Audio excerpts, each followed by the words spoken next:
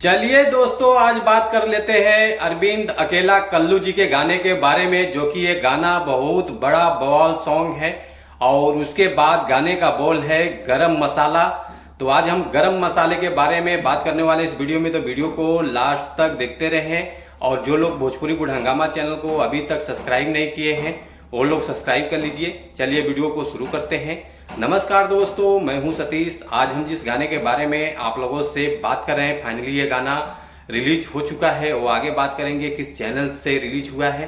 पहले गाने के बारे में बात कर लेते हैं। गाने का बोल है गरम मसाला, जो कि बहुत काफी अच्छा ये गाना रिस्पॉन्स है। तो आप लोग ज्यादा से ज्यादा इन लोगों को गाने को सुनिए और शेयर कीजिए। और गाने का बोल जो है मैंने आप लोगों को बता दिया, गरम मसाला। इस गाने को लिखे हैं भागीरथ पाठक जी, जो कि बहुत कमाल का इन्होंने गाना लिखा हुआ है। और म्यूजिक है विक्की बॉक्स जी का, जो कि बहुत अच्छा म्यूजिक इन्होंने दिया है।